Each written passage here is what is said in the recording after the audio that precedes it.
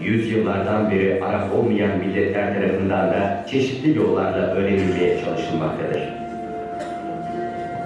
Sadece Kur'an-ı Kerim'i ve Hz. Muhammed'in hadis-i şeriflerini okuyup anlamak için değil, milletimizin kültür mirasının vazgeçilmez unsurları niteliği taşıyan ve Arapça yazılmış olan yüz binlerce el yazması ve basılı eseri okuyup anlamak ve onlardan istifade edebilmek açısından da bu dilin milletimiz için yeri tartışılmaz derecede önemlidir.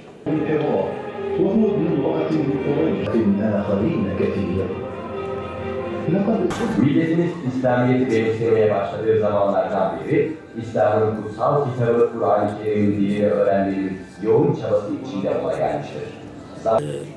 Milli Eğitim Bakanlığı Din Öğretim Genel Müdürlüğü, Türkiye'de öncelikli olarak İmam Hatip Lisesi öğrencileri arasında Arapçanın öğrenimini desteklemek ve öğrencileri Arapça öğrenmeye teşvik etmek amacıyla her yıl bu etkinlikleri düzenliyor. Bu yıl 9.sunu yapmaktayız. Bu etkinliklerin içerisinde bugün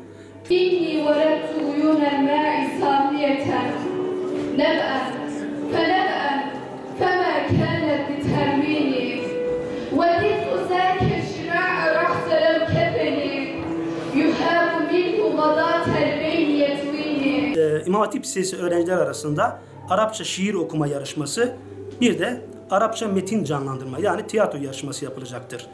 Bu etkinlikler sonucunda dereceye giren öğrencilerimiz, birinci olanlar Adıyaman'ı bölgede yapılacak olan bu etkinliklerde temsil etme hakkı kazanacak. Ama aynı zamanda biz bu yarışmalarda dereceye giren öğrencilerimize öncelikli olmak üzere katılım sağlayan bütün öğrencilerimize bir takım ödüller, hediyeler takdim edeceğiz inşallah. Mesela dereceye giren öğrencilerimize birer küçük altın ve beraberinde bir takım kıyafet ve diğer kitap seti hediyelerimiz olacak. Dereceye girmediği halde katılım sağlayan diğer öğrencilerimize de çeşitli ödüllerimiz olacak. Bugün 66 tane öğrencimiz bu iki etkinlikte birbirleriyle yarışacaklar.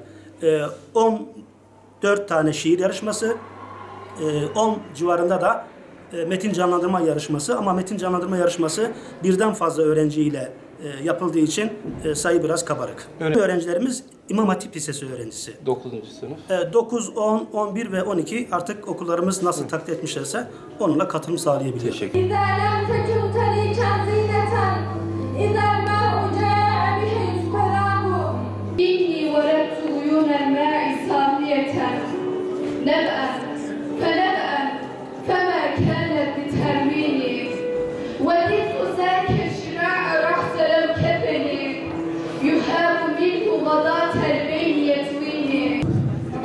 يا عالم الغيب ذنبي أنت تعرفه وأنت تعلم بإعلاني وإسلامي يقترب والظالمون شهور الذل مسكنهم شحلت مآقيها من شحم الأرض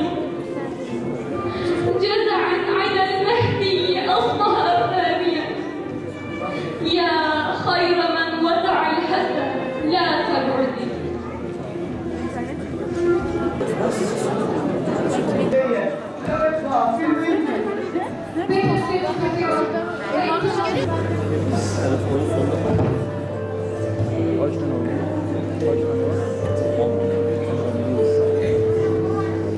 Başka hiç